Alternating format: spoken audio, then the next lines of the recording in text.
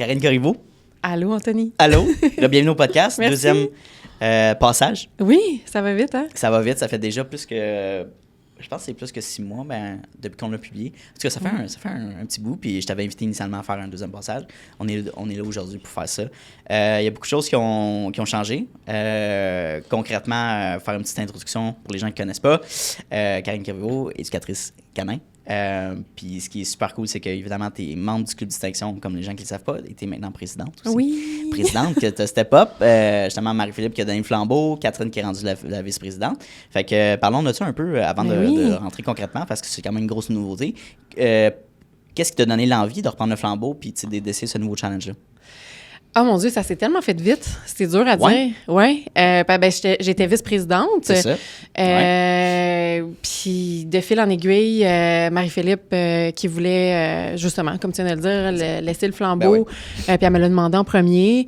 Puis sur le coup, j'ai dit, on peut demander aussi aux autres si jamais il y a quelqu'un d'autre aussi qui veut peut-être être intéressé par ce poste-là. Exact. Puis finalement, avec les commentaires aussi des autres membres, parce que ce coup, mon Dieu, moi, je me sentais comme la bébé entrepreneur à travers tous les autres membres qui ont tellement d'années d'expérience, puis que, ils m'ont tellement inspirée dans mes débuts d'entrepreneuriat. Fait que j'ai moi? Tu sais?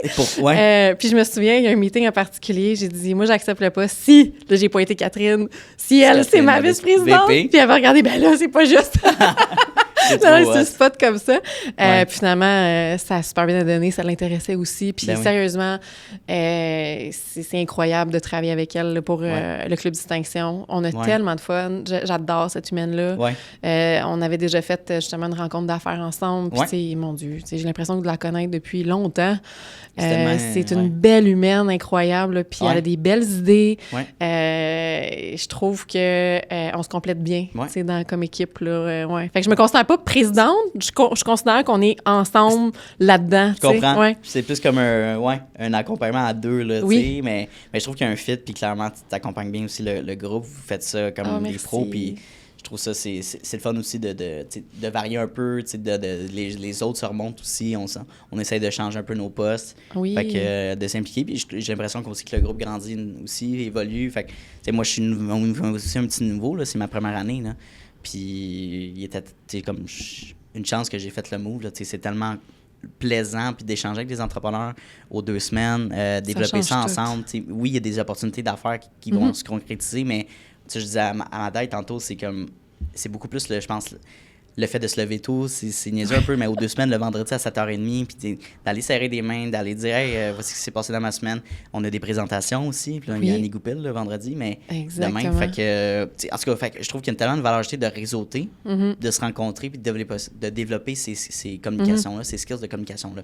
Oui, puis je trouve que c'est là aussi moi, personnellement, je vais parler pour moi, mais je sais que je l'ai entendu de d'autres entrepreneurs aussi, c'est que ça nous permet aussi d'aiguiser la façon qu'on va expliquer nos services pour être le plus clair possible. Puis en même temps, je trouve que c'est un super beau filet de sécurité pour les entrepreneurs parce qu'on s'entend, la majorité, on est des solopreneurs aussi. Puis comment je faisais ça? Tu sais, moi, ça m'est arrivé des matins là, que je suis arrivée, puis j'étais, oh mon Dieu, je vis des défis en ce moment, puis je vois pas le bout. Puis des fois, tu sais pas à qui en parler parce que, tu sais, moi, j'arrive d'un monde de fonctionnaires. Fait que c'est pas pareil, c'est pas la même réalité, tu sais. Fait que d'arriver, justement, puis d'être, de même pas se sentir mal, justement, tu sais, d'être vraiment dans l'authenticité, dire, hey, moi, je vis ça. Puis ça file pas tant, puis là, tout le monde, hey, on va t'aider. Puis c'est pas aucune pitié là-dedans, là, c'est pas ça. Tu sais, c'est vraiment, on va sincèrement essayer de te soulever 100%. Et de te relever là-dedans dans les défis. Solutions. Oui, parce que tout le monde les a vécus, ou presque. Non, tout le c'est monde. tout le temps les mêmes, 100%. à peu près, thèmes de défis qu'on peut vivre entre entrepreneurs. Je ne serais pas l'entrepreneur que je suis aujourd'hui sans le Club Distinction, c'est sûr et certain. Ça, je l'ai toujours dit, puis je vais toujours le dire aussi. Je suis d'accord, c'est ça, c'est un club d'échange puis d'entraide, puis comme c'est essentiel, surtout quand quelqu'un se lance aussi dans les premières années, comment se distingue aussi, puis d'apprendre à faire son pitch puis à se développer. Fait exact. Que, non, c'est cool que justement t'es comme à la tête de ce beau club-là puis de développer ça. Mais non, mais je t'envoie des fleurs. C'est super cool. C'est le fun de se faire l'idée de cette manière-là. Mais ça, fait que non, c'est... Ouais, fait que c'est un beau challenge. Non, c'est très cool. Il faut faire ça. Puis tu disais tantôt, c'est pas tout le monde qui vit des difficultés, mais à certains niveaux, parce que dans le groupe, il y a certaines des gens qui ont un petit peu plus d'expérience, qui ont un petit peu moins, puis c'est un beau melting pot, parce que les plus jeunes vont peut-être amener justement des outils qu'ils utilisent, que les plus vieux plus vieux en expérience n'ont peut-être pas pensé utiliser, fait que ça amène des pistes de solutions. Oui, puis même, je trouve que ça apporte d'autres idées aussi pour les entreprises, parce que des fois, quand on entend d'autres personnes, même si c'est ça, donc, ce que je voulais plus dire, c'est, mettons, c'est pas, vu qu'on est tous dans des domaines différents, c'est pas exactement le même défi, mais c'est sur un même thème. Mais c'est ça, des fois, les opportunités ou d'autres idées, c'est vrai, je pourrais développer telle affaire. Fait que je trouve ça incroyable, ça. Mais puis pour finir là-dessus, il y a le défi professionnel, mais tu peux avoir à 100% un défi personnel aussi. La dépression saisonnière, ça arrive. L'épuisement, des situations qui, écoute, un décès ou justement un break-up, des choses qui... Je veux pas, ça vient, on est humain, là, ça vient nous fait qu'on est capable d'être ouvert puis de discuter de ça honnêtement, puis quand ça va moins bien, that's fine. Ouais. C'est pour ça que moi j'aime ça dire, c'est comme une deuxième famille en fait, là. Exact, c'est une extension. Non, moi mais pour vrai, je suis complètement d'accord avec ça. On sort de le boost, t'es bien raide. C'est ça, t'as le goût d'affronter tout puis d'attaquer tes challenges en ce moment, puis de défoncer des murs. Exact. Puis le fait aussi qu'il y ait tout le temps des nouveaux invités, là, comme demain, justement, on a Annie Coupel qui présente, mais on a une invitée justement, qui est fleuriste, qui fait partie de la famille Métaillé Extension. Fait que on l'a rencontré justement au décès de ma tante. Dans un autre contexte, puis là, on parle Georges, puis ça, tu devrais peut-être s'attendre de venir visiter ça. Fait que, normalement, on va être là demain. Fait que bref, un petit segment pour... distinction. Valoriser distinction, ça vaut la peine. Karine, fait que depuis qu'on s'est parlé, là, on va commencer par une question plus générale, mais qu'est-ce qui s'est passé de nouveau dans ton entreprise? Qu'est-ce que tu as appris sur toi-même, les grandes lignes? Là? Oh, wow! Les grandes lignes. En gros, ce que... ça faisait un petit bout que j'y pensais, mais en gros, c'est que je veux faire en sorte que mes services, il y ait des options qui sont plus accessibles. Parce que, veux pas, moi, je me spécialise à domicile, chez les gens, donc c'est très niché, c'est très personnalisé. Puis c'est sûr qu'au fil des années, il y a des conseils des fois qui viennent, il y a des lignes directrices, c'est sûr que c'est jamais exactement copier-coller, mais il y a des lignes directrices là-dedans. Puis j'ai eu l'idée justement de créer quelque chose qui va être des outils qui vont être disponibles en ligne. Et là, je suis encore en train de tout réfléchir à comment, mais je veux vraiment que les gens, autant que les personnes ont des réels défis avec leur chien, mais qui n'ont peut-être pas nécessairement le budget non plus pour faire venir quelqu'un. Oui, c'est ça. Okay, parce que veux pas, c'est beaucoup d'inclusion. C'est pas gratuit non plus. Faut vivre des fois. Oui, c'est ça. Parce que, tu sais, moi, je me déplace, il y a beaucoup d'inclusion, d'accompagnement. Fait que, tu sais, c'est pas juste la séance quand je fais affaire avec quelqu'un à domicile. Mais l'idée, c'est que, donc, non seulement d'aller chercher, justement, des personnes qui auraient besoin d'en savoir beaucoup plus, quelque chose de contemporain aussi comme information, parce que ce que j'entends énormément, c'est que c'est mêlant ce qui se trouve sur les réseaux sociaux et que les gens sont mêlés bien raides, ils vont essayer à gauche, à droite, puis ça fonctionne pas au final, bien évidemment. Fait que d'avoir, c'est ça, donc quelque chose de concret pour des personnes qui ont peut-être moins un gros budget ou qui vivent des défis au niveau financier, parce que on est en 2025, en ce moment, c'est un peu ça, mais aussi d'aller chercher un autre type de clientèle qui n'ont pas nécessairement des gros défis avec leur animal, donc ça nécessiterait pas quelqu'un en privé, mais qui voudrait justement bonifier leur expérience avec leur animal. Fait que bref, c'est dans ce créneau-là là, que je suis en train de travailler avec une plateforme justement virtuelle et tout ça. Là, puis fait que c'est ça, ma coach, elle serait vraiment fière de moi que je parle de ça, parce que ça fait longtemps qu'elle m'en parle. Puis plus j'y pense, puis je me demandais, tu sais, la capsule, comment on allait la segmenter, puis je pense que ça serait intéressant de parler de la segmenter à partir de la formation, parce que c'est quelque chose que tu veux mettre de l'avant, qui va sortir dans les prochains mois, right? Oui, le plus vite possible. Le plus vite possible pour donner accès à ces gens-là. Puis, mais je savais pas que tu voulais amener justement l'aspect plus accessible au niveau du prix. Puis, tu sais, je veux dire aussi des connaissances. Fait que, non, c'est vraiment très pertinent. Puis toi, ça vient chercher aussi un revenu un petit peu plus passif. Varier un peu ton offre. T'as-tu regardé un petit peu ce que fait peut-être ta compétition, des gens qui ont peut-être une plus grande équipe ou, tu sais, ça fait des années qu'ils sont établis. T'as-tu regardé un peu qu'est-ce qu'ils font? Est-ce qu'ils ont déjà établi une école de genre-là? C'est quoi un peu la... Il y en a que oui. Je dois avouer, j'ai pas tout regardé. Ouais, mais de ce que tu sais, ceux qui m'inspirent le plus, justement, c'est que récemment, j'ai assisté à une conférence, puis il y en avait un en particulier que, justement, il nous a donné du coaching pendant la conférence. Fait que pas privé avec moi, là, mais pendant la conférence. Puis lui, justement, il y a un modèle d'affaires là, qui me plaît énormément. Il est à Toronto. Il y a une grosse équipe, justement, qui distribue, finalement, les valeurs que je prône aussi. Et justement, tu sais, il nous a justement donné des trucs par rapport aux réseaux sociaux. Parce qu'en gros, ce que j'ai compris aussi, ce qui est intéressant quand c'est niché dans le domaine, c'est que ce qui va apparaître le plus en premier, ce que les gens vont plus cliquer, c'est ce qui est impressionnant. OK. Ce qui est justement des chiens qui vont lunger, lunger en voulant dire se lancer, je m'excuse le terme anglais. Donc, tu sais, qui vont japper ou, tu sais, mettons comme je vois beaucoup de vidéos aussi avec des gars, tu sais, qui vont faire en sorte que le chien va mordre dans leur bras. Donc, c'est un bras d'entraînement, bien évidemment. Fait que les gens sont bien impressionnés par ça. Mais souvent, c'est que c'est pas exactement la vérité non plus. C'est flashy. Exactement. Puis, tu sais, d'avoir, exemple, un chien qui est parfaitement au pied, mettons, puis qui regarde son maître, là, tu sais, avec des yeux. Mais, tu sais, souvent, si tu fais un behind the scenes de ça, soit que ça fait, exemple, 20 minutes que le gars entraîne son chien, il y a peut-être aussi un jouet qui est en dessous de son bras, par exemple. C'est vrai. Fait que les gens, puis, tu sais, nous, on le sait, ça. Puis, tu sais, des fois, oui, tant mieux, il y a des chiens qui sont capables quand même, là, c'est pas ça que je veux dire, mais ce que je veux dire par là, c'est qu'il y a comme un build-up et aussi beaucoup d'entraînement derrière de ça. Mais les gens sont comme, mais je veux ça. Puis moi, souvent, je dis, OK, mais combien d'heures t'es prêt à passer avec ton animal? T'es prêt à mettre, là. Ouais, exactement. C'est pas une séance, là. Non, tu sais, là, c'est tout le travail en arrière-plan après la séance aussi. Mais, tu sais, là, j'ai comme bifurqué de ta question, mais ce que je veux dire, c'est que ce qu'il disait, c'est que plus on en sait sur n'importe quel domaine, en fait, ben plus tu sais que tu sais pas grand-chose, hein, finalement, parce que tu es tout le temps en train d'apprendre. Et c'est que les termes qu'on est portés à utiliser sont trop élaborés pour des personnes qui veulent chercher quelque chose aussi qui va être, justement, tu sais, dans les réseaux sociaux, on le sait tous que c'est, faut que ça soit drôle, il faut que ça soit divertissant et tout ça, et visuellement attrayant.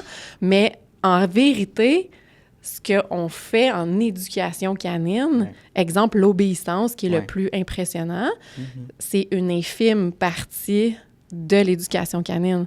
Puis ce que le gars disait, je trouvais ça tellement vrai. Il dit, tu sais, l'éducation canine, c'est aussi excitant que de regarder de la peinture séchée. Dans le sens que c'est de mettre des petits éléments qui vont faire un tout. Donc, visuellement, c'est zéro attrayant, mettons.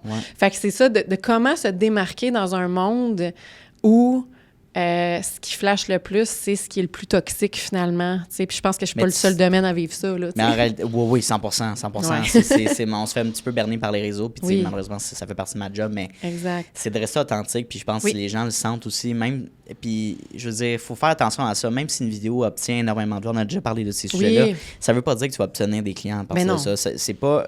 Beaucoup de vues égale un succès. Les gens voient ça, c'est flashy, c'est hot, là, tu sais, comme wow. Ah oui, non, c'est quoi l'engagement, par exemple? C'est quoi la clientèle aussi, la qualité? Oui, mais puis les gens, est-ce qu'il y a des gens qui vont te contacter en rapport avec ça? Moi, je pense qu'une bonne vidéo, c'est une vidéo justement qui est éducative, qui apprend quelque chose. Puis toi, je pense que tu es dans un bon domaine pour justement éduquer les maîtres aux bonnes manières de le faire, tu sais, sans donner tout ce que tu sais dans tes formations ou dans l'accompagnement que tu fais, des tips and tricks. Puis si je me souviens bien, parce qu'on avait fait du montage pour tes vidéos, tu avais filmé avec ta coach. Puis c'était justement, je pensais ça, tu donnais des trucs aussi, tu avais différents sujets. Puis ces vidéos-là, les as-tu filmées publié sur tes pages? Je vais revenir avec toi, pour que tu puisses continuer mon montage, définitivement. Non, mais tu avais... Mais non, Colin. C'est ça mon défi en ce moment, honnêtement, en tant qu'entrepreneur, mettons, là, c'est ce temps-là je veux dire, qu'il faut que je fasse définitivement, parce qu'il faut que ça soit véhiculé. Il faut, parce que c'est un peu delusional, puis des gens qui vont penser comme que les gens vont venir vers eux si tu te mets pas en d'air. Là, tu te mets à 100% en d'air. Je veux dire, le podcast, on le fait. Le réseautage, on le fait. Mieux. mais moi aussi, ça peut être mieux. Là, mais c'est de la constance, c'est du contenu, c'est tout. Puis ça fait beaucoup. Oui. C'est tellement... C'est fou parce que je m'en vais dans une semaine au Mexique, puis mon samedi puis mon dimanche est booké à mort parce qu'il faut que je planifie tout mon contenu à l'avance, il faut que je le crée à l'avance. Juste une semaine, là. Mais c'est tellement de trucs à penser puis de dire, hey, si ça pose pas, qu'est-ce qui se passe, là? Oui. Anyway, fait que c'est de la préparation. Je dis pas que c'est impossible, mais comme c'est quasiment un autre job à temps plein. Il faut que tu ajoutes dans ton temps plein. Exactement. Puis le montage, tu sais comment c'est... Je suis pas bonne pour le montage, fait qu'imagine. T'imagines si t'as pas... Tu sais, je donne un exemple de pouce pour que les gens nous comprennent, mais mettons, on a une capsule de... Tu sais, mettons, toi, avec ta coach, tu avais filmé pendant combien de temps? Ton segment vidéo. Ce qui était vraiment cool, c'est que justement, on avait filmé, elle me posait des questions, on avait préparé justement des questions en avance. Oui, ça c'est cool, c'est parfait ça. Fait que dans le fond, on avait comme des séquences qui étaient un petit peu plus longues et des séquences un petit peu plus courtes, avec des pauses entre. Fait qu'on a comme vraiment fait un feu roulant, mettons, pour justement après ça être en mesure de mieux couper. Pour créer des capsules à travers ça. Fait que c'est pour ça que je vais te recontacter pour ça, parce que c'est vraiment bon. De rien. Non, mais c'est vrai, parce que moi, c'est ça. C'est de couper les bons bouts, là. C'est ça qui fait vraiment la différence dans une vidéo. Puis je voulais t'apposer parce que... Oui. Tu sais, c'est ça. Fait que, mettons, ta coach te pose... Mettons, je te pose une question, puis tu me réponds. Normalement, les gens vont répondre en 2-3 minutes, 4 minutes. Tu sais, comme... Mais après, tu peux pas tout publier ton 4 minutes. Les réseaux, c'est du 1 minute max. Fait que c'est de savoir le début de ta vidéo, le hook, le moment que tu publies ton contenu, il faut que ça soit pertinent, intéressant, parce que quelqu'un qui tombe sur ta vidéo, voici ce que tu fais de pas bien avec ton chien. Voici l'erreur la plus commune que je vois avec mes clients. Tu sais, des choses du genre. Là, mais puis après, ben, c'est de mettre beaucoup de valeur ajoutée, faire quelques cuts. Mais, tu sais, moi, je veux dire, après mon expérience, je fais ça dans mon quotidien. Fait que ça devient quasiment instinctif. Je le sais, qu'est-ce qui va mieux marcher, qu'est-ce qui va moins marcher. Mais quelqu'un qui se lance là-dedans, qui fait ça, oui, il y a des outils, tu sais, des CapCut et tout ça, mais comme, comment bien monter la vidéo. En tout cas, fait qu'il y a comme une connaissance là-dessus. Fait que j'imagine juste comme, toi, justement, ça doit être extrêmement lourd, puis c'est une grosse tâche lourde à faire. Oui, puis, tu sais, par rapport au contenu aussi, c'est que... veux pas, j'en consomme moi aussi, tu sais, du contenu sur les réseaux sociaux, puis j'étais un petit peu, je m'excuse de dire ça, j'étais un peu tannée de voir, voici ce que tu fais de pas correct avec ton chien. OK, ben là, tu vois, c'est peut-être pas le bon exemple là, que je t'ai dit. Oui, non, mais je trouve ça intéressant, je veux faire du pouce là-dessus, parce que je trouve que comment je peux dire ça? Dire que les gens sont pas bons, ça les encourage pas à être meilleurs. Parce que, en général, surtout avec leur animal, tu sais, c'est un peu comme si tu disais un parent, mettons, puis je veux dire, c'est pas toi, ton commentaire, mais c'est qu'en général, c'est vrai que c'est ça qu'on voit, tu sais. Fait que c'est pour ça que je veux juste... Ça n'a pas rapport avec ton commentaire. Non, mais je comprends ce que tu veux dire. Mais ce que je veux dire par là, c'est que c'est comme si on disait à des parents qui font plein d'erreurs avec leur enfant, ils vont faire « tabarouette, j'ai même pas le goût de t'en parler », tu sais. Fait que, c'est vrai. Laisse faire. Fait que c'est pour ça que moi, j'aime beaucoup, puis c'est ce que je veux venir créer aussi, justement, avec les futures vidéos que je vais faire. Oui, exact. Quelque chose de vraiment... j'ai des idées qui sont beaucoup plus aussi, dans l'humour, dans la dédramatisation aussi, et surtout la comparaison avec des humains, parce que quand je suis en consultation avec des gens, souvent, j'aime ça démontrer, en expliquant, pas en le faisant, mais qu'est-ce que ça fait dans le cerveau de ton chien, telle situation, par exemple, versus un humain, comme ça, on est vraiment plus capable de se mettre à la place. Fait que je trouve que ça, c'est encore meilleur comme genre de contenu que les types d'erreurs. Puis tu sais, je dis ça, puis genre, j'ai une capsule qui roule depuis longtemps, depuis le début, qui c'est comme les 10 erreurs classiques des maths. Ben, c'est ça, exact. Mais c'est ça, je veux comme switcher. Tu vas aller plus loin que ça. Oui, parce que les gens font du mieux qu'ils peuvent avec ce qu'ils savent. Puis...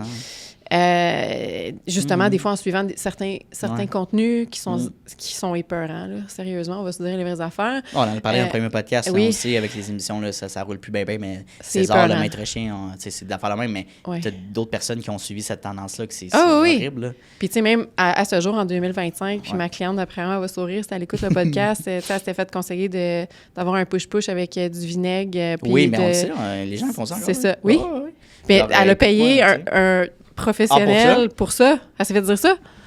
Fait que c'est épeurant. Oui. Oui, choke. En tout cas, bref. Fait que c'est pour ça que je veux vraiment amener comme ce côté-là de possibilité au lieu de, justement, que les gens se sentent mal. Parce que, moi, je me suis fait conseiller ça. C'est ça, j'ai essayé. OK, mais moi, je l'ai dit des fois aux gens là, qui ont utilisé soit justement des anciennes méthodes parce qu'ils ont grandi avec des chiens puis ça a toujours été comme ça.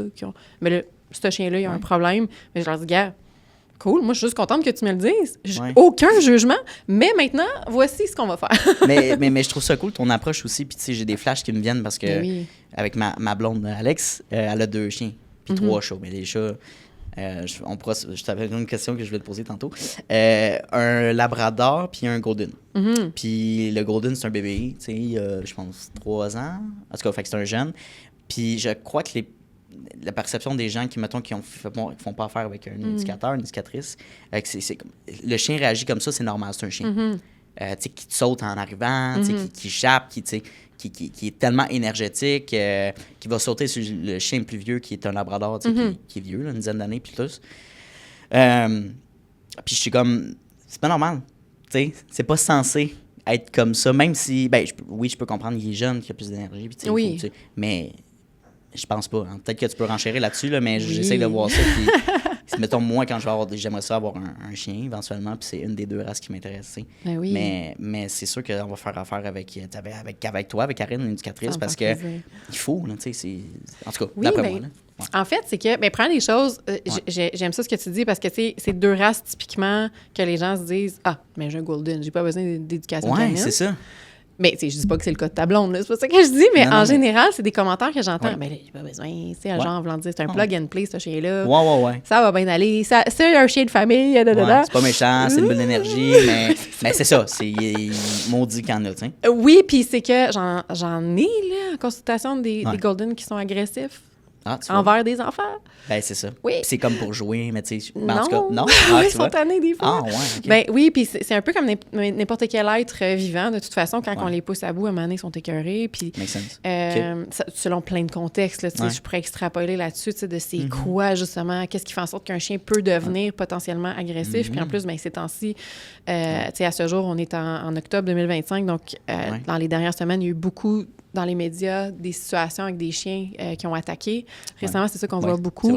C'est sûr, on peut en reparler aussi tantôt, 100%. Mais ce que je veux dire par là, c'est que des fois, il y a un build-up en arrière-plan comme ça. Donc, peu importe la race, on a un potentiel d'agressivité ou, des fois, parce qu'on a un petit chien, on se dit, de toute façon, il ne peut pas faire de dommages. Il ne fera pas grand-chose.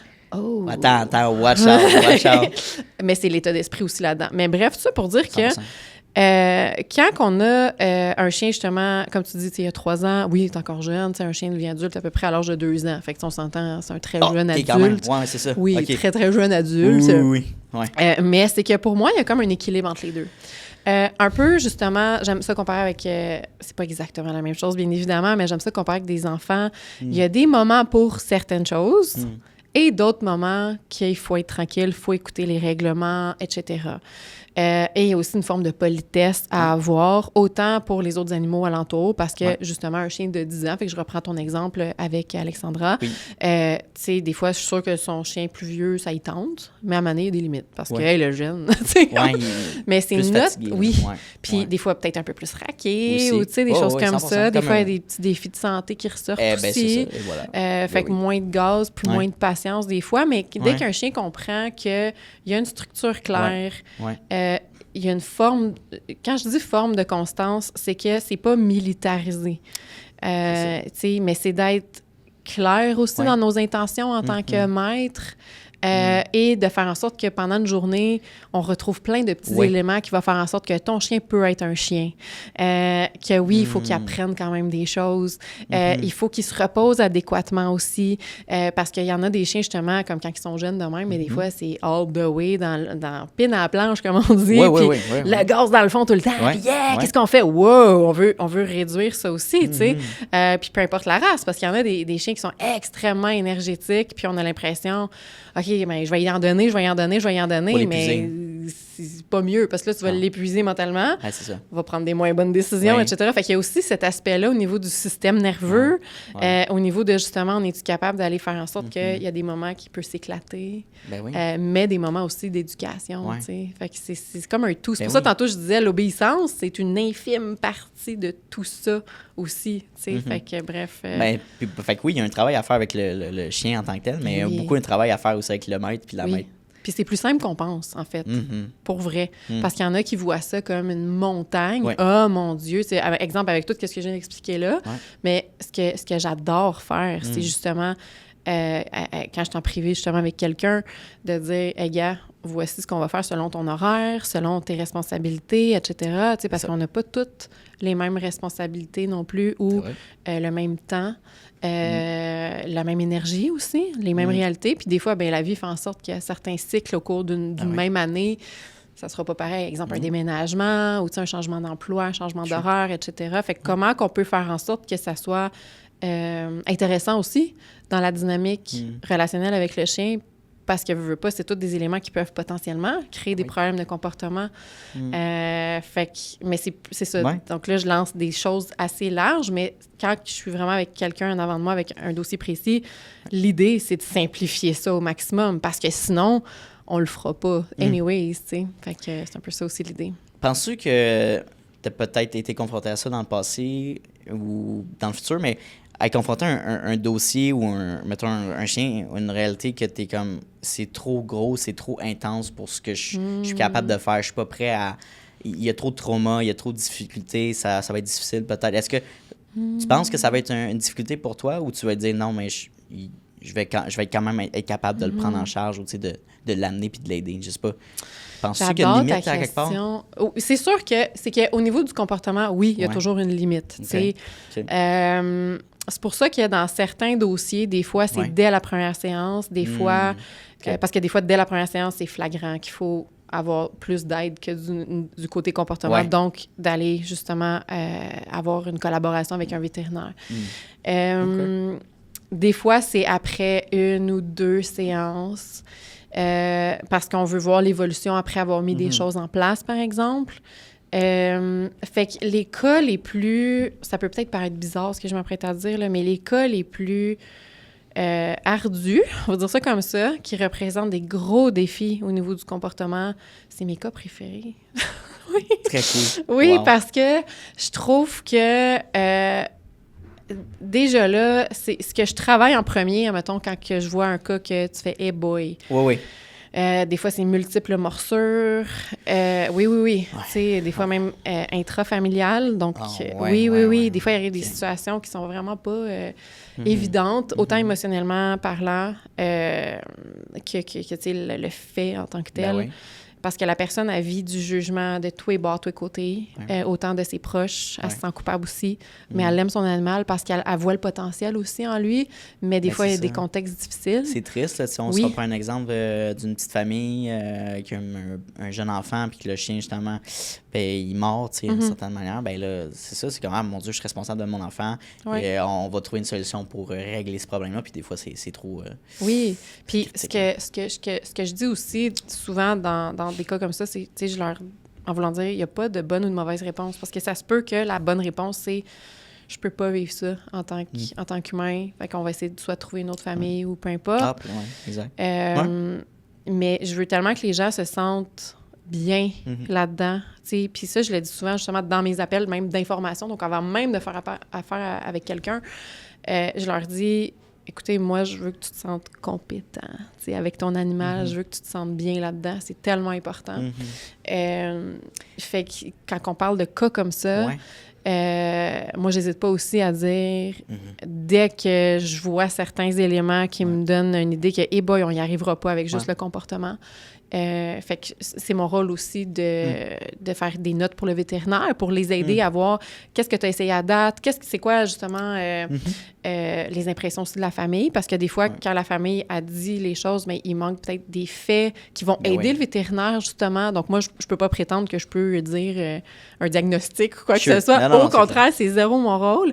Mais justement, c'est quand je vois qu'il y a beaucoup plus de fils à retordre, puis des fois, ça prend il y a un délai entre la prise de médication avant qu'on se revoie peut-être, mais moi, dans des cas comme ça, je suis présente en tabarouette, tu sais, parce que je veux m'assurer comment ça se passe, etc. Tu sais, puis il y en a des chiens que je serais jamais capable, surtout dans les débuts, d'être à proximité même du chien parce qu'il veut me manger, là. Ah, mais ouais, oui, ça arrive, ça. Mais on met tout en place pour que ça soit sécuritaire. C'est ça, exact. Oui, on fait pas exprès non plus pour... C'est pour ça qu'il y a une préparation. On n'arrive pas là, tu sais, comme on découvre. Là. Non. Oui. Il y a un processus. Je guide les clients aussi pour que ça soit le plus favorable possible, autant pour l'animal, de toute façon. C'est pas plus fun pour l'animal non plus, parce que lui, il vit peut-être avec justement ce stress-là. Oui, puis souvent, c'est de la terreur. C'est de la peur. Chien... Oui, exactement. Tu sais, quand un chien agit de cette façon-là, là, je généralise en tabarouette. Oui, mais mettons. Mais souvent, c'est issu de la peur, tu sais. Ils comprennent pas, ou ils sont impressionnés, ou des choses comme ça. Fait que, puis des fois, ça n'a pas nécessairement rapport avec une situation traumatique non plus. Tu sais, parce qu'on est rendu aussi à un moment en 2025, puis en tout cas, de notre génération, les chiens, ont accès à de la médicamentation. Puis, tu sais, je prends l'exemple encore du chien à Alex. Un des deux, c'est Terra, la labrador, puis un petit peu plus vieille. C'est un chien Mira, by the way. On pourra peut-être en parler tantôt, de savoir un peu c'est quoi l'approche Mira, qu'est-ce qu'ils ont fait justement pour, j'allais dire les dresser, mais plus l'éducation qui a été faite. Mais ce que je voulais te poser, c'est l'anxiété que Terra vit. Fait qu'elle elle a beaucoup d'anxiété et d'attachement envers le Golden, finalement. OK. Puis quand il part, pour le week-end, elle pleure, puis elle est triste, puis elle est démotivée. Puis elle perd ses repères. Ouais, elle aime vraiment pas ça, puis elle sait, là, quand, mettons, ils viennent la chercher, il faut passer par en arrière parce qu'elle sait que, genre, on part avec le Golden, whatever. Oh. Fait que, puis mais je suis fait que mais tu sais, les chiens aussi vivent beaucoup, très, très, très fortement ce sentiment-là de perte, puis d'abandon, en parenthèse, puis d'anxiété, finalement, tu sais. Puis c'est pas juste des émotions qui sont adressées aux humains. Non, puis les chiens... Là, je vais vraiment y aller avec des bémols, là, parce que, exemple, le cerveau humain, on est à quelques balbutiements de connaissance du cerveau humain. C'est vrai. Fait qu'imagine les cerveaux de chiens, tu sais. Ben, c'est ça. De ce qu'on sait jusqu'à maintenant, puis encore là, je veux pas m'avancer sur quelque chose que je maîtrise pas, mais c'est que, oui, ils vivent des émotions, certaines émotions qui sont similaires aux nôtres, et d'autres que c'est vraiment, on attribue des émotions humaines à leur comportement. Exemple, la vengeance. Donc, un chien veut jamais se venger, par exemple. Mais c'est que nous, la façon qu'on l'articule, on va l'interpréter de cette façon-là. Mais définitivement, donc, la peur de l'abandon, l'incompréhension aussi. Mais ça, c'est des choses qui se travaillent. Oui, parce que la régulation émotionnelle d'un chien, là, c'est des gros termes peut-être, mais la régulation émotionnelle d'un chien, c'est une des choses les plus importantes. C'est bien beau, un chien qui est capable de donner la patte, de faire un backflip ou quoi que ce soit. Ah, c'est ça que je disais tantôt, c'est beau ces réseaux sociaux, mais ça vaut pas grand-chose si ton chien n'est pas capable justement d'être seul à la maison, de tolérer, d'être en présence de certaines distractions, d'être capable de rationaliser des choses qui sont un petit peu plus émotivement prenantes. Puis encore là, on veut pas non plus un chien sans émotion. C'est pas ça que je dis. Non. Parce qu'il a le droit d'en vivre en masse. Mais c'est de savoir quand est-ce ces émotions-là, justement, c'est correct. Exemple, le chien de ta blonde, qui les vive, ces émotions-là, mais combien de temps ça dure? Ben, c'est ça. Tu sais, comment j'ai le terme en anglais, c'est quoi le coping mechanism, là, tu sais, la façon que tu vas faire en sorte que ça va retrouver une certaine forme de stabilité puis être capable de vivre avec des contextes comme ça. Fait que c'est ça aussi que j'aime faire énormément. Parce que tu peux faire ça aussi un peu de l'accompagnement pour des chiens, pas nécessairement quand on pense qu'ils sont agressifs, là, mais tu sais, des chiens justement qui vivent ou juste une genre de similitude, parce qu'on associe ces émotions-là humaines, là. C'est peut-être pas ce qu'ils vivent exactement, mais mettons de la dépression, de la tristesse ou justement de l'abandon. L'anxiété. Oui. Puis même des fois, même un chien qui est vraiment à l'aise dans ses pattes, c'est comme ça. Qu'est-ce que ça veut dire? Tu es très à l'aise de vivre. Son maître s'en va, bien, là, en général. Ça va, juste la curiosité ou quoi que ce soit, mais des fois, il y a un gros classique, mettons, là, la marche en laisse. Oui. Fait que des fois, c'est de travailler aussi cette connexion-là avec la personne qui tient la laisse pour faire en sorte que c'est pas le free-for-all non plus.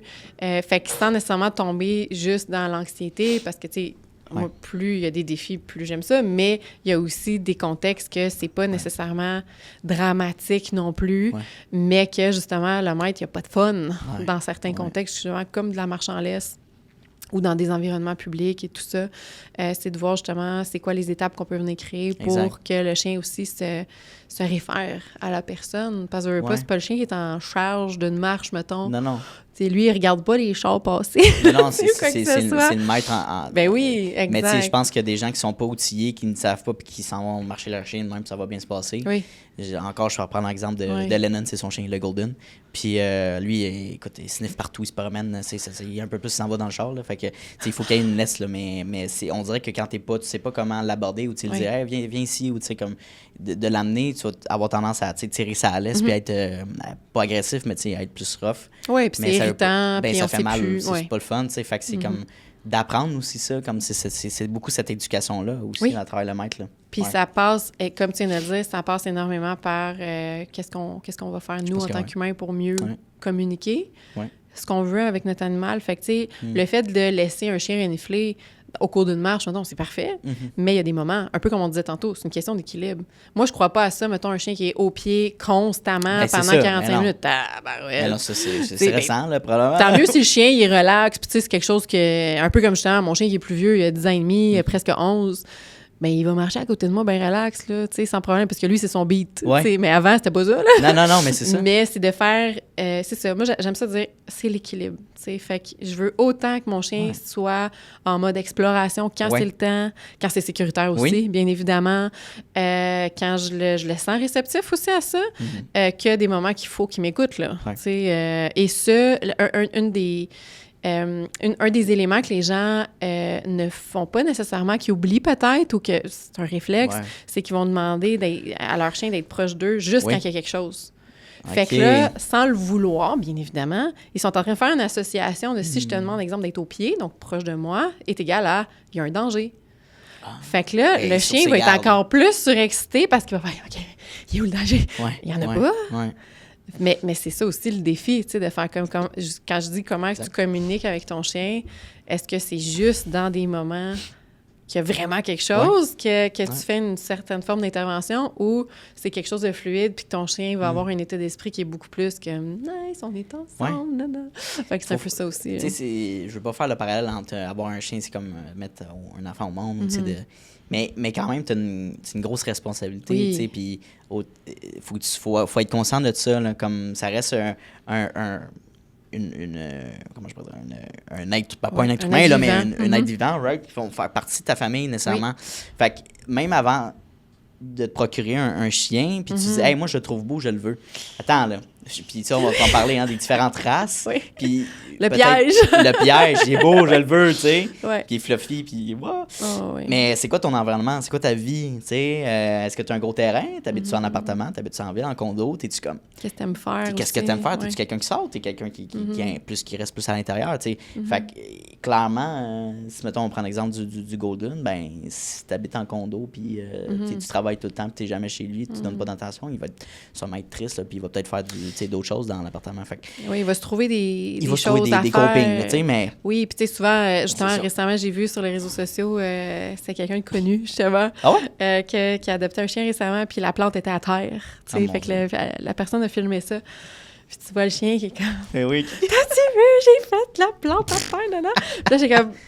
Mais tu sais, en même temps, c'est un chiot, tu sais, puis tout ça. Puis tu sais, moi, le premier réflexe que j'ai, c'est comme, of course, tu sais. Fait que c'est quoi, mettons, les bonnes questions à se poser avant, tu sais, d'aller faire cette recherche-là d'un animal de compagnie, finalement? Ah, mon Dieu, il y a tellement de questions qu'on peut se poser avant.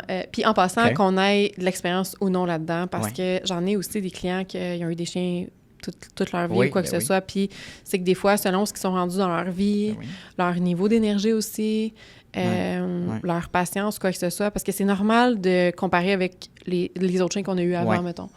Mais des fois, c'est pas ça. Parce que c'est une question aussi de la personnalité de l'animal. Fait que moi, avant même d'être éducateur canin, tu sais, mes 2 chiens que j'ai, je voulais vraiment faire des cours avec eux. Tu sais, j'étais en train de faire ma formation en éducation canine quand j'ai adopté mon 2e chien. Puis, juste avant de commencer ma formation, j'avais pris un cours de maternelle avec une autre école, tu sais, puis tout ça. Puis j'ai continué en faisant ma formation et tout ça, mais c'est que pour moi, c'était tellement évident, même si je me sentais bonne avec mon autre chien, parce qu'ils sont complètement différents, ils n'ont pas les mêmes réactions, c'est pas les mêmes défis que ça peut représenter. Fait que, expérience ou non, c'est très pertinent, justement, d'avoir quelqu'un qui peut répondre aux questions aussi.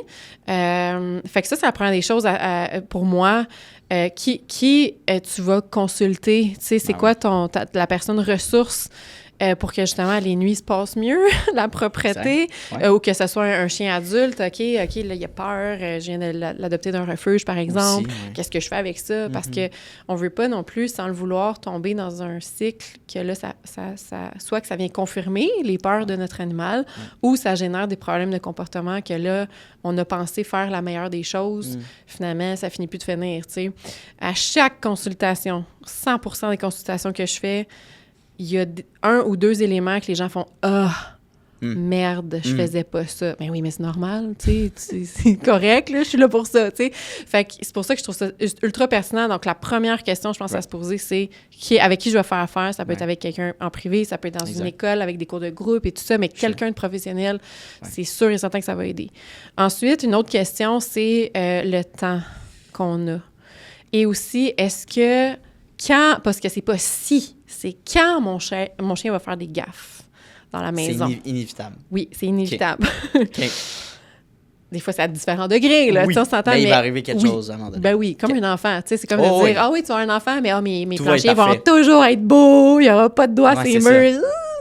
Surprise! Ouais, c'est ça, think again. Oui, c'est ça. Fait que, tu sais, c'est quand mon chien va faire des gaffes, est-ce que j'ai la patience d'essayer de comprendre aussi qu'est-ce qui s'est passé. Parce que, tu sais, il y a des gens, des fois, qui ont l'impression que je vais prendre une semaine off pour l'adoption, puis après ça, il faut que ça roule. Ah ouais? Ouais, non. Dans ce temps-là, je m'excuse, mais adopte un toutou en peluche. Tu sais, dans le sens que c'est que si tu veux que ton chien s'adapte à ta vitesse à toi, t'es pas dans la bonne direction, tu sais. Fait que les bonnes questions à se poser, c'est de savoir est-ce que tu es capable de t'adapter aussi à l'animal que tu as? Parce que oui, on veut que l'animal, oui, définitivement, s'adapte à notre mode de vie, là, mais c'est un tout, c'est ensemble.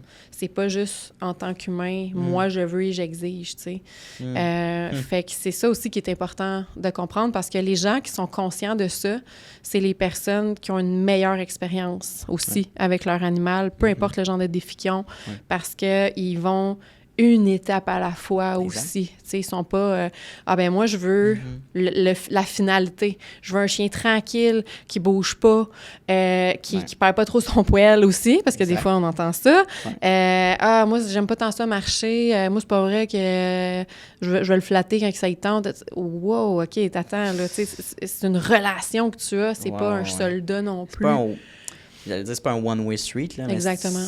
Ça reste un être vivant, là, tu sais. Ben oui, right? Exactement, tu sais, fait que c'est une dynamique relationnelle. Donc, qu'est-ce que toi aussi, tu es capable de donner? Ben oui. C'est pas juste de recevoir, en fait, dans cette relation-là. On dirait que les gens, ce sont pas cette perception-là. Ils se disent, c'est un animal de compagnie, fait que c'est lui qui se doit de respecter ce que j'ai... ce que je veux de lui, mettons. Là. Exact, alors que pas du tout. Puis je veux juste faire du pouce sur ce que tu viens de dire, animal de compagnie, mettons. Ce qui est intéressant aussi de savoir, c'est que c'est pas tous les chiens, ça va peut-être paraître bizarre, mais c'est pas tous les chiens qui sont des animaux de compagnie. Oh! Parce qu'il y a des chiens dans la catégorie de travail, par exemple, qui ne seront jamais des animaux de compagnie. Genre, je peux-tu le flatter?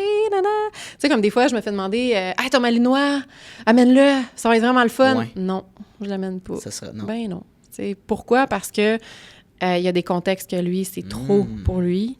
Il n'est pas fait pour ça. Il est fait pour être dans des environnements, justement, qu'il connaît bien et que moi aussi, je suis capable de régulariser. Et à l'inverse aussi, mon Border Collie, il y a des places que je ne l'amène pas du tout non plus. Parce qu'il ne sera pas bon pour gérer ça, parce que j'ai 2 chiens de travail. Fait que c'est d'être conscient aussi de ça, parce que ça aussi, c'est quelque chose qu'on entend beaucoup. « Ah, moi, je veux l'amener partout. » Parfait, mais choisis un chien en fonction de ça, tu sais. Puis récemment, justement, j'ai une cliente qui a adopté un chien pour ses petits-enfants. OK. Mais c'est pas un chien pour des enfants. Mais elle avait connu un chien dans le voisinage, peu importe, qui était plus vieux probablement, ou qui était super sweet, super fin, super calme, mais le profil du chien, la personnalité, donc c'était la même race, mais la personnalité de ce chien-là et son passé n'était pas la même. Ouais. Gros défi, là, tu sais. Puis mon rôle aussi, c'est de dire, écoute, on va travailler ça, c'est sûr et certain, mais tes attentes, il va falloir les réajuster, en fait. C'est super important. Mais ça c'est cool parce que je pense qu'on n'avait pas parlé de ça dans le premier podcast, le processus en amont avant d'avoir notre chien, par exemple. Ben oui. Fait que si je comprends bien, tu peux offrir ça. Quelqu'un qui t'approche qui dit « Je suis en processus d'acquisition, de magasinage, mettons. Oui, acquisition d'animal. De procuration. Oui. Mais en recherche d'un chien, puis je sais pas où, tu sais, quoi rechercher, qu'est-ce que tu nous conseilles. Tu sais, on peut commencer en amont, au début, j'imagine. Puis toi, ça donne un pied d'avance parce que là, tu connais le début, puis comment bien accompagner ce chien-là, puis l'éduquer dans le bon sens avec le couple en tant que tel ou la personne. Oui, puis même des fois, pour aider... les personnes à savoir quoi poser aussi comme question. Oui, mais c'est ça. Soit dans les refuges, soit dans les élevages, etc. Fait que ça aussi, c'est intéressant, puis ils se sentent même plus en confiance. Mais la vérité, c'est que c'est rare. C'est peut-être 1% des personnes qui vont penser faire cette démarche-là, parce que souvent, les gens vont adopter un animal, souvent coup de cœur ou coup de tête. Oui, exact. Ou des fois aussi, j'en ai des clients que c'est vraiment un concours de circonstances, que quelqu'un alentour a une situation avec le chien, finalement, c'est eux qui l'ont. Fait que c'était pas nécessairement la race qui aurait voulu. Exact.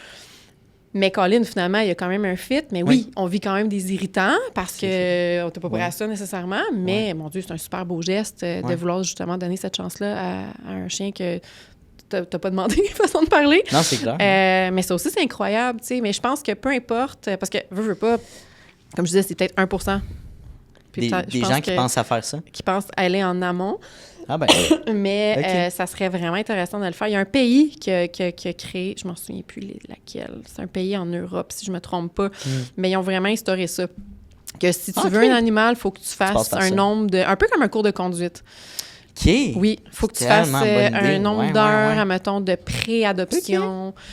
Justement, en savoir plus sur les différents types de chiens, les catégories. La majorité des gens n'ont aucune idée de c'est quoi une catégorie de chien, par exemple. Ils pensent qu'un chien, c'est un chien. Puis qui fonctionne pareil. Exactement, pas du tout. Pas du tout. Et justement, de peu importe la race, peu importe aussi qu'est-ce qui t'intéresse de faire, d'avoir au moins des bases pour savoir. Fait que je pense, si je me trompe pas, ils sont obligés aussi de faire un cours de maternelle avec leur chien, une fois qu'ils l'ont. C'est génial. Fait que tu sais, c'est que ça fait en sorte qu'il y a beaucoup moins d'abandon, ça coûte moins cher à l'État. Fait que je trouve ça super intéressant. Puis les gens se sentent bien mieux aussi, veux pas. Ben, je veux dire, puis du moment que tu habites en communauté, je veux dire, même si chacun a leur maison, leur terrain, tu vas toujours prendre une marche avec ton chien, puis il y a quelqu'un qui va te croiser avec son propre chien. Est-ce qu'il va y avoir comme une friction? Puis si tu habites en communauté, justement en condominium ou en bloc, ben, tu vas être confronté à un parc à chiens, mais comme, veux pas, ton chien va être confronté à des activités sociales. Fait que non, c'est intéressant. Puis, tu sais, je pense de faire ce processus-là en amont, il ne faut pas passer par-dessus. C'est tellement primordial, je trouve. Puis, je sais pas si ça serait une bonne question de se poser avant même d'aller adopter un chien. Pourquoi on veut adopter un chien? Tu sais, en réalité, parce que les gens vont dire, ben, je sais pas, ça me tente. Ben, présence en maison. Oui, comme, il me semble que ça serait cool, mais... Oui, mais pourquoi? Mais ça serait quoi une bonne réponse à ça, d'après toi? Je pense que c'est propre à chacun aussi, mais tu sais... je pense que ça revient un petit peu aussi à ce qu'on disait tantôt. Tu sais, qu'est-ce que tu es prêt aussi à donner? Oui. Oui. Tu sais, parce que tu sais, veux pas, quand on pense à un chien en général, tu sais, c'est pour, la présence, l'amour inconditionnel. Des expériences avec, tu sais. Oui, avoir un ami avec nous. Un ami, exact, c'est ça. Mais définitivement, des fois, c'est... je sais pas, parce que j'en ai toujours eu, fait que... j'en ai toujours eu, fait que c'est normal. C'est comme un check dans une liste, là. Mais non, tu vas avoir du plaisir pour... Oui. Nécessairement. Puis quand, justement, des fois, de revenir à ça, parce qu'il va en avoir des situations beaucoup plus difficiles au cours de sa vie, tu sais, parce que c'est un contrat de, mettons, 12-15 ans, là. Oui. Fait que ça sera pas toujours le fun, tu sais, pour plein de raisons. Oui. C'est pas une décision sur un coup de tête, c'est ça, là. Fait que c'est de se remémorer ça aussi, tu sais, quand ça va moins bien, là. Parce que ça l'arrive, puis même aux éducateurs canins. Ça arrive. Je veux pas aller trop me prononcer là-dessus, mais je pense que la vie est faite en sorte que plus tu prêtes attention à ton chien, j'ai l'impression que la durée de vie aussi, la longévité de ton chien va perdurer. Là. Tu vas peut-être briser ces statistiques-là parce que tu prends soin puis tu comprends mieux ses émotions. Il va faire plus attention, moins de... vivre moins ces émotions-là qui sont extrêmes peut-être, en tout cas. Oui, puis je souhaite vraiment que les gens... puis c'est quelque chose, je pense que c'est en général là, qu'on porte pas attention parce qu'on est dans un contexte de vie que tout va vite, là, tu sais, je veux dire, j'ai pas besoin de faire de dessin à personne. On le sait, ouais. Mais de prendre le temps d'observer.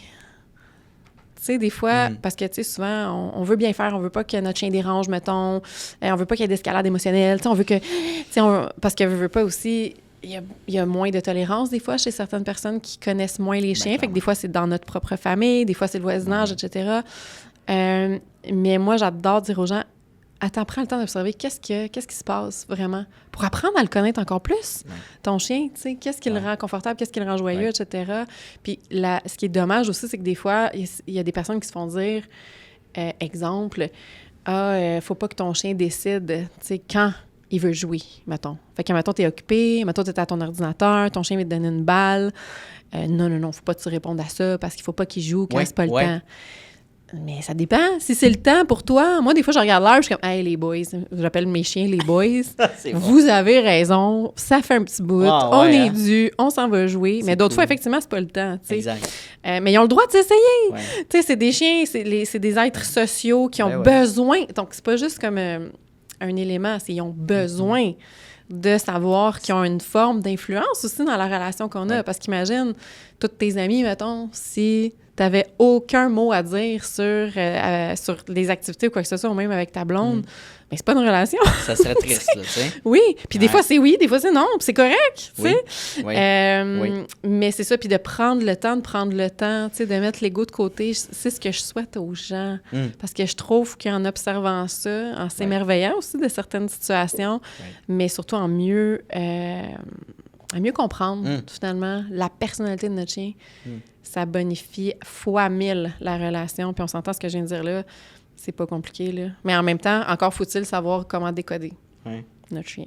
Puis justement, d'être accompagné par une professionnelle, mais c'est de comprendre la valeur ajoutée de faire ça avant, pendant, puis après, parce que j'imagine aussi, tu as un suivi aussi qui est à faire. Là. C'est pas genre, on arrête OK, votre chien est prêt à vivre sa vie. Là. Il y a des challenges qui peuvent arriver, justement, des changements là, brusques que le chien en tant que tel sera peut-être pas prêt à affronter. Là. Oui, puis des fois, on le sait pas, on peut pas prédire des fois les comportements de nos chiens non plus. C'est exemple, quand moi j'ai déménagé il y a 3 ans, je n'aurais pas pu prévoir que ça a pris un bon 3 semaines avant qu'il s'adapte au nouvel environnement.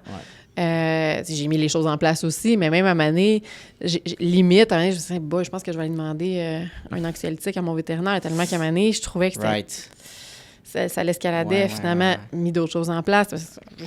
J'ai pas de mérite, je fais ça dans la vie.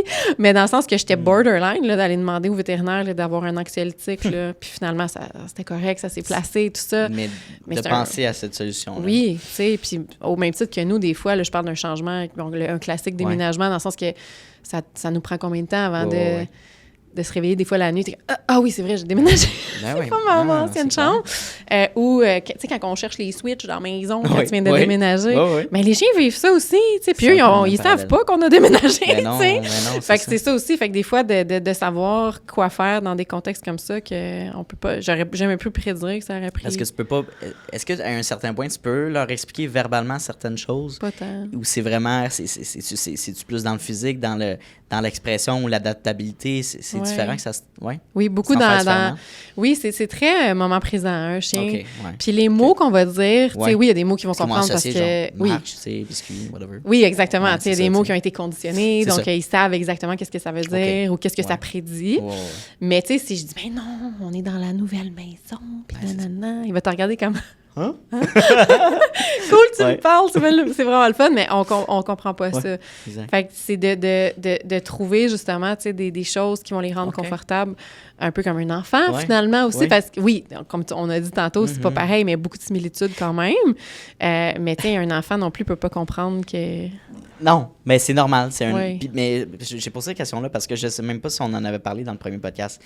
J'ai vu souvent des vidéos de gens avec leurs chiens qui avaient comme un tapis de boutons qui est associé à des mots. Puis ces chiens-là pesaient il formulait une phrase selon les boutons qui disaient « J'ai faim, je veux aller marcher. Je vais aller je ne vais pas bien. » Des fois, ça allait deep là, quand même, des fois. Qui je suis ou qu'est-ce que... Je sais pas si c'est scripté ou si c'est vrai. Là, de ton expérience, penses-tu que c'est possible qu'un animal, un chien puisse... Oui? Je pense que c'est possible, certains boutons à... Oui. C'est sûr que des fois, il y a des chiens qui vont agir d'une certaine façon parce qu'ils savent que ça va nous faire réagir et rire, mettons. Et non parce qu'ils pensent ça réellement, genre. Exactement. OK, je comprends.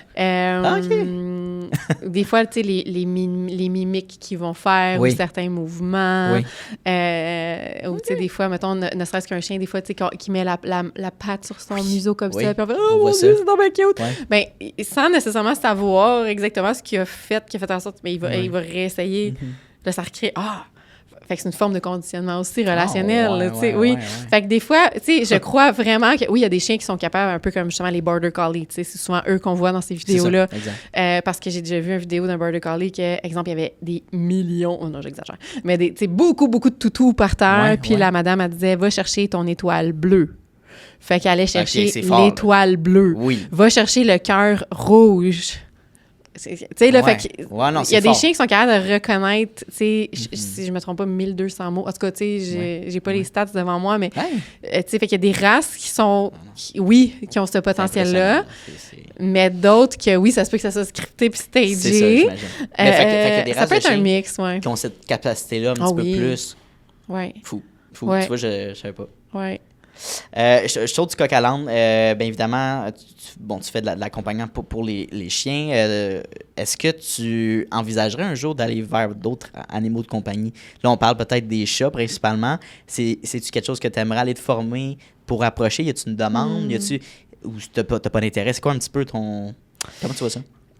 Moi, je pense que... Ben ça, c'est moi, personnellement. Je vais vraiment rester dans ce créneau-là de chien. C'est parfait. La raison pour laquelle je trouve que c'est pertinent de rester dans ce créneau-là, puis surtout, c'est que non seulement les chiens, mais en plus la spécification, tu sais, de justement anxiété, connexion avec les maîtres et tout ça, tu sais, j'en apprends tellement encore et mon Dieu, j'ai pas fini d'apprendre. Puis la nouvelle documentation qui sort, des recherches, c'est tellement fun. C'est cool à apprendre, moi je trouve ça super. Oui, je sors justement là, de la dernière conférence annuelle là, sur l'agressivité, puis c'est cool. J'aime ça. Fait que, tu sais, je trouve que si j'y allais dans un autre type d'animal, j'aurais peur de diluer un peu ça, puis que ça soit moins clair aussi, ma proposition. Par contre, je connais une femme extraordinaire qui s'appelle Christine Despatie, elle travaille exclusivement avec des chats. Oui. Elle s'appelle, c'est complice félin complice, pardon, mon Dieu. Je m'excuse, Christine. Félin complice. C'est incroyable ce qu'elle fait. Elle est drôle. Ah, c'est cool. Oh mon Dieu, qu'elle est bonne. Fait que, tu sais, ce que j'aime, par contre, c'est justement quand quelqu'un a des défis avec d'autres types d'animaux, c'est justement de référer à des personnes comme elle, par exemple. Tu sais, moi, c'est ma référence. Dès que quelqu'un me dit j'ai des problèmes avec mon chat, c'est sûr que c'est Christine que j'envoie, là, tu sais, parce que je sais qu'on a les mêmes valeurs en plus, tu sais, puis que il y a aussi ce côté-là de responsabilisation du maître. Mais quand je dis responsabilisation, c'est pas dans un terme un peu comme moi, là, c'est pas... le fouet. Non, c'est... Hey, je vais t'aider à travailler en équipe avec ton animal. Là. C'est vraiment ça que je veux dire, tu sais. Fait que c'est pour ça que ta question est vraiment bonne. Mais non, je vais rester avec les toutous. Ça fait du sens. Puis, puis cette question-là, ça m'amène à savoir, est-ce que ça existe aussi? Parce qu'on associe souvent l'éducation canine aux chiens. Ben, aux chiens, l'éducation animaux de compagnie. Fait que, mais... les chats, fait que c'est le fun qu'on ait cette possibilité-là pour les gens qui nous écoutent, que tu sais, moi j'ai des chats puis j'ai des difficultés justement là, avec celui que j'ai adopté par exemple. Oui, oui, il y a des choses à faire. Puis cool, en ayant été en contact avec Christine, justement, j'en ai appris beaucoup que moi, il y a des affaires que je pensais pas que c'était possible de faire avec un chat. Sérieusement, c'est tellement impressionnant, tu sais, parce qu'on a plus l'impression qu'un chat, c'est indépendant, que ça fait ses trucs, mais pas tant que ça, non.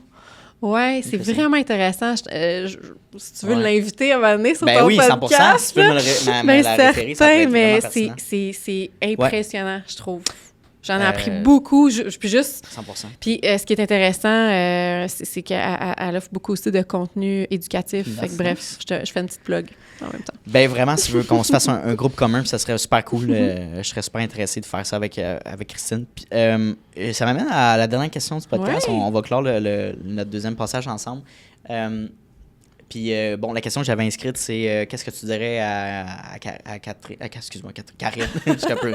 Beaucoup de noms. Karine de 6 mois, on va la modifier. Ouais. Comment tu te projettes dans un an? Là, dans un an, fait que si on parle en octobre 2026, à niveau objectif, où est-ce que tu aimerais être rendu? Y a-t-il des choses concrètement là, que tu aimerais dire, hey, j'ai réussi à atteindre ça finalement? Je vais faire une loupe avec ce qu'on a parlé un peu au début par rapport à mes objectifs, justement, de créer du contenu accessible en ligne, surtout, parce que... et aussi peut-être une formule hybride. Ouais. Fait que hybride, je veux dire, par, mettons, du contenu qui est, j'appelle ça autonome, fait que les gens peuvent regarder ou travailler de leur côté en consommant finalement le contenu que j'ai à offrir. Au même titre que le privé complètement, mais de venir peut-être merger des choses ensemble. Fait que mes clients m'inspirent à chaque jour, justement, ce genre de principe-là. C'est le temps aussi, hein, comme on disait. 100%. Des fois, c'est le temps qui manque pour vrai. Qui fait en sorte que, mon Dieu, tu sais, si j'étais payée à créer, mon Dieu, que j'aurais... Oui, c'est la motivation pour le faire. Exactement. Fait que c'est tout le travail en amont, elle veut pas, c'est du temps de surplus et tout ça. Puis, fait que, mais c'est vraiment ça, pour l'instant, que je vois. Et aussi... tu sais, je sais pas si j'en ai parlé dans le premier podcast, mais tu sais, j'ai commencé aussi à ouvrir. Dans le fond, il y a 2 élèves en éducation canine avec moi, donc je leur enseigne à être des éducateurs canins. Tu les formes? Oui. Oh, fait que tu es en train de bâtir ton école aussi de formation un peu. Oui. C'est quelque chose que tu aimerais comme. Je suis en train de regarder, oui. Nice. Oui, c'était comme Jessica et Gabrielle, c'était comme mes 2 cobayes. Beaucoup appris aussi avec les filles. Quel âge? Oh mon Dieu, ils ont mon âge, tu sais, en trentaine. Mais c'est le fun, ça. Exactement. Fait que pour avoir aussi la possibilité que si elles le souhaitent, qu'on soit des collaboratrices. Partenaires. Exactement. Moi, je veux pas être la boss de personne dans la vie, là. C'est pas ça que je veux. Mais collaborer ensemble, parce que justement, c'est un domaine que des fois, on a des questions, puis que c'est cool d'avoir du soutien comme ça. Fait que je souhaite avoir justement quelque chose de très, très concret aussi par rapport à ça, pour faire en sorte aussi que les valeurs de mon entreprise soient... qui rayonnent finalement à travers même la province. Là. Ça, j'aimerais ça aussi. Fait que... Alors, faut pas dire j'aimerais ça. C'est ça qui va arriver. On va se rendre là. Oui. Ça prendra le temps que ça prendra, mais en réalité, c'est le fun d'avoir des objectifs puis de s'y rendre puis de bâtir cette entreprise-là. Puis je trouve ça cool qu'on puisse faire comme un suivi régulier. Évidemment, on se voit au club, mais comme en studio et tout ça, c'est le fun de faire ce contenu-là ensemble. Puis si j'avais un dernier mini-conseil à donner pour les capsules vidéo que tu veux faire, que tu fais, t'as pas besoin que ça soit parfait, puis tu le sais, là, probablement. T'es pas obligé de mettre des sous-titres tout le temps. Honnêtement, des fois, c'est juste de poster, puis de faire une petite story, puis de parler de quelque chose qui te vient. Puis tu sais pas, là, à un moment donné, quelqu'un t'a rejoint à travers ça, puis c'est la meilleure opportunité d'affaires que tu sais, la vie est faite de même. Fait que, t'as 100% raison. Ouais, c'est fou. Je pense aussi que... puis je trouve ça intéressant que tu en parles, parce que non seulement il y a des gens aussi qui vont écouter le podcast, puis ça va leur parler, c'est sûr et certain. 100%. Puis il y a aussi l'aspect, parce que moi je suis beaucoup sur la route. Hein. Oui. Fait que des fois, le temps, mettons, entre des clients, ben, c'est très illégal, hein, en passant, de filmer. Dans ton char, tu veux dire? Oui, c'est très illégal de faire ça. Si quelqu'un filme, c'est ça qui arrive. Oui, puis encore là, c'est une distraction volant. Bref, l'histoire. Je savais pas que c'était... Oui.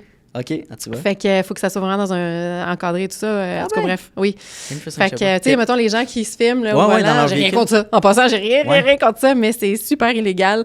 Fait que, tu sais, c'est que je le ferais si ça l'était. Ouais, ben tu veux dire mettre le stand puis filmer quand tu conduis. Ouais, faire du contenu, etc. C'est ça. Mais c'est ça, c'est le fameux temps. Fait que des fois, la journée a passé, puis... C'est fou si tu savais le nombre de millions d'idées que j'ai des fois là, dans une journée. C'est les mettre en action. Puis après ça, j'ai un client, un appel, puis finalement, ben, c'est ça, la journée a passé. Puis mon contenu, il n'a jamais vu le jour, mais je sais que les gens très prêts de savoir qu'est-ce qui se passe dans ma tête. Oui, puis il y a une grande valeur, c'est super visuel, puis c'est ça qui est vendeur en tant que tel, puis de voir le behind the scenes. Mais c'est tous des beaux conseils, mais quand c'est de le mettre en pratique qui est vraiment plus difficile, la contrainte de temps. Je sais pas, j'essaie de trouver des... Ben, tu sais pas, d'avoir quelqu'un, justement, des stagiaires, tu sais, quelqu'un qui sort d'une école, mais tu sais, oui. could be nice, mais il y en tout cas... plein d'options. Il y a plein d'options. C'est d'y aller tranquillement, sans se dire, hey, je pose à chaque jour, à un moment donné. Non, c'est ça, exactement. Quand tu peux, puis... Mais c'est cool. Mais écoute, où est-ce qu'on peut te contacter, Karine, pour une deuxième passage? Où est-ce qu'on peut te contacter pour faire affaire avec toi? Ben, à partir de mon site web, c'est une des plateformes les plus faciles parce que moi, ce que j'aime beaucoup faire, c'est j'ai un calendrier sur mon site que c'est KC, donc mes 2 lettres, donc mon prénom et mon nom de famille, donc KC, éducatricecanin.com. J'ai un calendrier, justement, que les gens peuvent réserver le meilleur moment pour eux. C'est parfait, ça. Pour justement voir comment on peut faire affaire ensemble. OK, nice. Moi, j'adore justement cette formule-là parce que ça me permet d'en savoir plus sur la personne. La personne aussi peut me poser autant de questions qu'ils veulent pendant cet appel-là. C'est gratuit et sans engagement. Très cool. Puis en même temps, ben moi, justement, je leur dis si jamais je peux les aider ou des fois, je réfère aussi certains cas. Fait que de ne pas se gêner. Sinon, Instagram, Facebook, c'est vraiment mon nom. Donc, Karine Corriveau, éducatrice canin. Simplement. Oui, c'est vraiment pas compliqué. Ils peuvent m'écrire un DM et tout ça, là, mais s'ils ont des questions, peu importe, là, moi, ça va... Ou des fois, des idées de publication, pourquoi pas. Des sujets qu'ils aimeraient voir plus. Oui, pourquoi pas. Fait que oui, définitivement, c'est les meilleurs moyens. Parce que mon téléphone, il est souvent très loin de moi. Oui. Quand je suis sur la route, fait que c'est vraiment la meilleure façon là, de réserver un appel, c'est sûr et certain. Là, Oui, puis c'est tellement facile avec le calendrier automatique, là, dans le sens que d'envoyer un message, c'est quoi tes dispo, ça marche plus, tu sais, de l'échange de back and forth à un moment donné, quand tu as tellement de choses à faire, ça finit plus. C'est difficile, oui. C'est pratique. C'est mieux de même. Contactez Karine, vous savez, écoutez l'autre premier épisode, écoutez le deuxième épisode, allez voir la capsule qu'on va faire, évidemment, puis c'est ça, j'ai adoré mon expérience, puis on pourra se refaire une autre partie dans un an, voir qu'est-ce qui se passe, les nouveautés, tout ça, mais... toujours un plaisir. J'adore faire ça. Merci encore. Merci pour ton invitation. Merci à toi. Hey, salut, ça fait déjà la 2e fois qu'on se voit dans cette même vidéo-là. Donc, merci de ton attention, puis merci de ta discipline, parce que c'est un mince pourcentage des gens qui sont capables d'écouter du début de l'épisode jusqu'à la fin. Donc, merci beaucoup de ta discipline. Ça démontre énormément de motivation de ta part et bien sûr d'un aspect important de l'entrepreneuriat que oui, la motivation c'est important, mais la discipline c'est encore plus important. Donc, merci de ton attention. La meilleure manière que tu peux me repayer pour ce podcast-là, c'est tout simplement de repartager le podcast dans des Instagram Stories, d'en parler avec tes amis, d'envoyer le lien à tes amis. Hey, Mathis, va donc écouter cet épisode-là, c'est super intéressant. Ça vaut de l'or, puis ça va me permettre d'aller faire croître le podcast à un niveau exponentiel. Donc, merci beaucoup pour ton aide et ton intérêt pour le podcast. Et bien sûr, on se revoit la semaine prochaine dès jeudi midi pour un nouvel épisode. Donc, bonne journée à toi.